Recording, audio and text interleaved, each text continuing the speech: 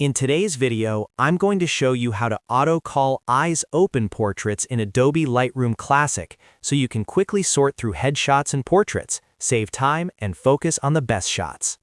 This is perfect if you shoot a lot of portraits and want a faster way to find the photos where the subject's eyes are open without manually checking every single image one by one. If this tutorial helps, make sure to hit like and subscribe for more Lightroom tips. Alright, let's jump in.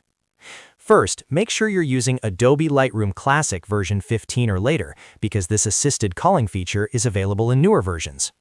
To get started, open Lightroom Classic and go to Catalog Settings, then click on Metadata.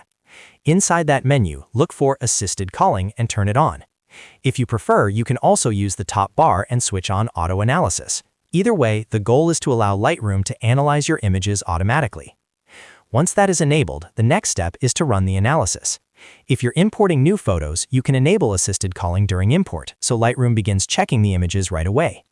If the photos are already in your catalog, simply select the images you want to review and open the Assisted Culling panel. Lightroom will then start analyzing the set and preparing the results for you. Now comes the key part. In the Assisted Culling panel, set the filter to Eyes Open. This tells Lightroom that you want to identify the portraits where the subject's eyes are open and usable. You can also enable Reject Closed Eyes, which is extremely helpful because it automatically marks the shots where the eyes are shut. If you want to be a little more strict and speed things up even further, you can also choose Reject Can't Tell, although that option is completely optional depending on how carefully you want Lightroom to filter. After that, let Lightroom apply the results and then review the selection. You can switch between selects and rejects to compare what was capped and what was flagged. Rejected photos will usually show a red X, making them easy to spot at a glance.